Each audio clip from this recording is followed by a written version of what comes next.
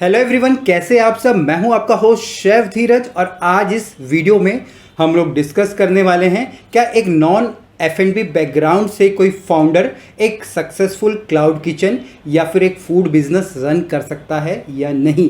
Simple अगर मैं answer दूं तो यस, कर सकता है। यहाँ पे कुछ एग्जाम्पल्स मैं आपको दूंगा जो कि आप लोगों को मोटिवेट करेंगे अगर आप नॉन F&B बैकग्राउंड से हैं और अपना कोई क्लाउड किचन स्टार्ट करना चाहते हैं। यहाँ पर जो पहला एग्जाम्पल है वो है मिस्टर वैभव बिस्ट का, जो कि MBA जिन्होंने की करा है मार्केटिंग के अंदर, और इस समय पर ये अपने देहरादून के अंदर उत्तराखंड के अंदर अपना रेस्टोरेंट बिग वे कैफ़े अपना, उसके बाद उन्होंने दूसरा स्टार्टअप किया था अपना बिरयानी ब्लेंड क्लाउड किचन वो, और तीसरा उनका बैकयार्ड के नाम से बैंक्वेट है, ये रन कर रहे हैं पिछले 4 सालों से। किसी भी F&B बैकग्राउंड से नहीं थे। दूसरा यहाँ पे एक और स्टार्टअप है जिसका की नाम है सुपेक्स इंडिया, और इसके जो फाउंडर हैं वो है उत्तम लहरा, जो कि IIIT ग्रेड से पास आउट है, और रिसेंटली इस सीजन में सीजन 2 में शार्क टैंक के सीजन 2 में इनको फंडिंग भी मिली है। अब आप देखेंगे ये दोनों के दोनों बैकग्राउंड से नहीं थे F&B के, तब भी ये सक्सेसफुली इस फूड बिजनेस को रन कर पाए। क्यों? तो यहाँ पे वही रीज़न मैं आपको बताने वाला हूँ। 5 फंडामेंटल्स की बात करेंगे जो कि बहुत ज़्यादा इंपॉर्टेंट है अगर आप कोई भी एक अपना क्लाउड किचन स्टार्ट कर रहे हैं। तो सबसे पहला फंडामेंटल यहाँ पे आता है research the market and understand the market. आपको जो मार्केट है उसको प्रॉपरली रिसर्च करना है और अंडरस्टैंड करना है अपने कस्टमर को। यहाँ पे आपको ये देखना है, अगर आपके पास कोई भी आइडिया नहीं है तो किस प्रकार के डिमांड, जहाँ भी आप क्लाउड किचन खोलना चाहते, आप ये मत सोचिए कि मुझे 10 जगह खोलना है। आप ये सोचिए कि आपको कहाँ खोलना है और उसके हिसाब से किस फूड की डिमांड आपके उस एरिया में, पर्टिकुलर एरिया में आपको वो देखनी है। दूसरा, आप लोगों को ये पता लगाना है कि उस एरिया में कौन सी कुजीन आपकी पॉपुलर है। तीसरा, आपको इवेलुएट करना है वहाँ के कॉम्पिटिटर को जो कि सेम तरीके की चीज़ें आपकी कर रहे हैं, क्योंकि जब आप मार्केट एनालाइज कर रहे होंगे, आप अलग अलग कुजीन के बारे में जान रहे होंगे, तो आपको ढेर सारे कॉम्पिटिटर मिल जाएंगे जिसकी की तरह आपको बाद में करना है, तो उनको एनालाइज करना आपको ज़रूरी हो जाता है। इसके बाद आपको सबसे लास्ट में ये जानना होता है कि कस्टमर का वहाँ पे ऑर्डरिंग पैटर्न क्या है। ऑर्डरिंग पैटर्न का मतलब है कि क्या वो 30 में से 30 दिन ऑनलाइन फूड ऑर्डर करते हैं, कि हफ्ते में 1 बार करते हैं, या फिर दिन में 2 या 3 बार करते हैं। क्योंकि देखा गया है कभी कभी हम लोग क्लाउड किचन ऐसी जगह खोल लेते हैं जहां पे ऑर्डर की संख्या नहीं होती है। रीज़न यही होता है कि वहां पे जो कस्टमर का ऑर्डरिंग पैटर्न होता है वो गड़बड़ाया हुआ होता है, या फिर लोग वहां पे ऑर्डर करना पसंद करते ही नहीं हैं। तो इस चीज़ का आपको ध्यान रखना है। दूसरा पॉइंट आता है जो कि बहुत ज़्यादा इंपॉर्टेंट है, वो है आपका build a strong team. As a founder आपके पास F&B का कोई नॉलेज नहीं है, जैसा कि उत्तम और हमारे वैभव के पास नहीं था। तो यहाँ पे उन्होंने किसी की हेल्प ली, मतलब कि उन्होंने ऐसी टीम को हायर करा जिनके की पास वो सारी की सारी एक्सपर्टीज थी। अब यहाँ पे हमारा रोल भी था, हम इन लोगों के मेंटर थे। इन लोगों ने हमसे जो पर्सनल कोचिंग थी वो ली थी, जिसमें कि हम इनको सपोर्ट देते हैं, और अभी भी ये लोग हमसे कनेक्शंस में हैं। ठीक है, तो आप लोगों को भी इस प्रकार के लोगों को हायर करना है जो कि आप लोगों के लिए, जो आपकी किचन की डिज़ाइनिंग कर पाएँ, आपके मेन्यूज़ क्रिएट कर पाएँ, उनकी SOPs क्रिएट कर पाएँ, आपका ऑपरेशन कैसे स्मूथली रन करेगा वो कर पाएँ, आपके जो भी जॉब डिस्क्रिप्शन होते हैं अलग अलग टीम मेंबर्स के, क्योंकि आपको इनके बारे में कुछ नहीं मालूम है। आप बोलोगे कि भाई एक कुक का जॉब डिस्क्रिप्शन क्या होगा, एक मैनेजर का जॉब डिस्क्रिप्शन क्या होगा, तो ये सारी चीज़ें आपके लिए कर पाएँ। दूसरा, यहाँ पे हम लोग अपनी सर्विस के बारे में बताएंगे। आप चाहें तो हमारे जो मेंटरशिप के प्रोग्राम है जिसमें कि आपकी ऑनलाइन और ऑफलाइन क्लासेस होती है, प्लस यहाँ पे आपको 5 मंथ्स का सपोर्ट भी मिलता है, वो ले सकते हैं। या फिर जो हमारी फिजिकल कंसल्टेंसी होती है जहाँ पे रह के हम ये सारी चीज़ें आप लोगों के लिए करते हैं, वो भी कर सकते हैं।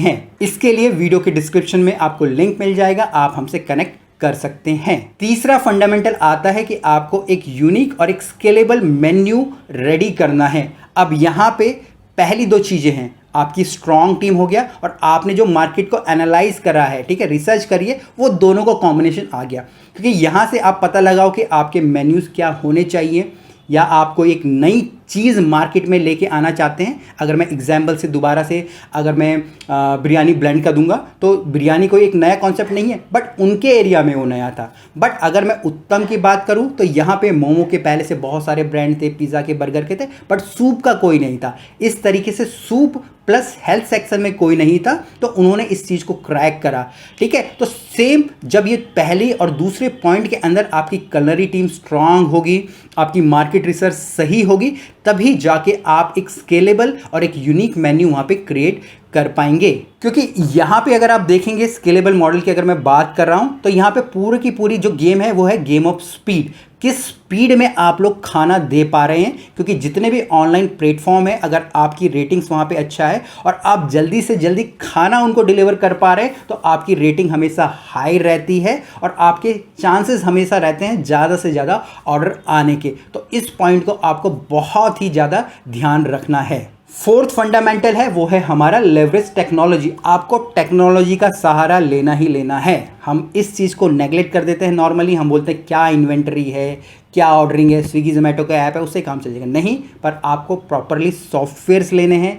आपको सॉफ्टवेयर की सहायता से अपने जो स्विगी जोमेटो है उनको इंटीग्रेट करना है, अपनी इन्वेंटरीज का प्रॉपरली ध्यान रखना है, अपनी मेन्यू इंजीनियरिंग करनी है, आपके डिलीवरी पार्टनर्स के साथ आपको कनेक्शन रखना है और हो सके तो अपनी खुद की वेबसाइट और ऐप भी डेवलप करने हैं जब आप अगर स्केल करना चाहते हैं। तो टेक्नोलॉजी के सहारे से आप ये सारी की सारी चीज़ें कर सकते हैं। इवन मार्केटिंग के अंदर भी आप टेक्नोलॉजी का सहारा ले सकते हैं और बहुत ही कम अमाउंट में अच्छे खासे लोगों तक अपनी रीच पहुंचा सकते हैं। क्योंकि ऑनलाइन का मतलब है कि आप उनको ऑनलाइन ही नजर आए, ऑफलाइन अगर आप उनको नजर आएंगे तो उनके लिए कोई मतलब नहीं है। क्योंकि मान लीजिए अगर ऑफलाइन मार्केटिंग कर रहे हैं और वो मार्केटिंग आप कर रहे हैं कहीं और किसी दूसरे सिटी में या किसी दूसरे एरिया में जहाँ पे आप अपने आइटम को डिलीवर ही नहीं कर सकते, तो उसका कोई भी बेनिफिट नहीं होने वाला है। तो कोशिश कीजिएगा अगर आप ऑनलाइन कर रहे हैं तो आपको ऑनलाइन मार्केटिंग पे टेक्नोलॉजी का सहारा आपको ज़रूर यहाँ पे लेना है। पांचवें फंडामेंटल पे आ गए हैं जो कि है आपका लॉजिस्टिक और ऑपरेशन को प्रायोरिटी देना। हम लोग कभी भी लॉजिस्टिक जो कि हमारे डिलीवरी पार्टनर होते हैं उनको प्रायोरिटी नहीं देते हैं, या जो हमारे ऑपरेशंस होते हैं उनको प्रायोरिटी नहीं देने। बट अगर आप देखेंगे ना ये पूरा का पूरा गेम लॉजिस्टिक और आपके ऑपरेशंस का ही है। ऑपरेशंस के अंदर आपकी प्रॉपर किचन डिज़ाइनिंग आ जाती है। जब आपकी प्रॉपर किचन डिज़ाइनिंग होगी तभी आप समय पे स्पीड से, ठीक है, खाना जो निकाल पाएंगे या कुक कर पाएंगे।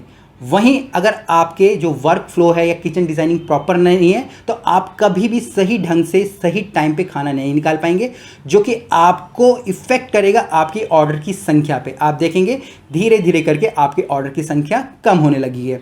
वहीं अगर आपकी प्रॉपरली मेन्यू इंजीनियरिंग नहीं होगी, आपकी SOPs क्रिएट नहीं होगी, आपके ट्रेनिंग्स फॉर्मेट नहीं होंगे, तो कोई नया शेफ़ आएगा, पुराना जो शेफ़ आएगा उसका टेस्ट अलग था, नए शेफ़ का टेस्ट अलग था, ठीक है, तो कस्टमर आपके टूट जाएंगे। तो यहाँ पे जो आपके बैक ऑफ द हाउस के ऑपरेशंस हैं, ठीक है, और जो आपके डिलीवरी पार्टनर हैं, दोनों को आपको प्रायोरिटी देनी है और ये सबसे ज़्यादा इंपॉर्टेंट फंडामेंटल था। तो इन 5 फंडामेंटल का यूज़ आपको भी करना है अगर आप अपना एक क्लाउड किचन खोलना चाहते हैं, या फिर अगर चाहते हैं कि हम आप लोगों की हेल्प करें, या आप हमारे जो मेंटरशिप के प्रोग्राम है, पर्सनल कोचिंग के प्रोग्राम है वो लेना चाहते हैं, या फिर हमारी फिजिकल कंसल्टेंसी भी कंसीडर करना चाहते हैं जिसमें कि हम आपके पास आके वो सारी चीज़ें, उसके लिए भी आप हमसे कॉन्टैक्ट कर सकते हैं। कुछ भी क्वेश्चन और कमेंट्स तो नीचे ज़रूर लिखिएगा। फिर मिलेंगे एक नए वीडियो में, तब तक के लिए जय हिंद।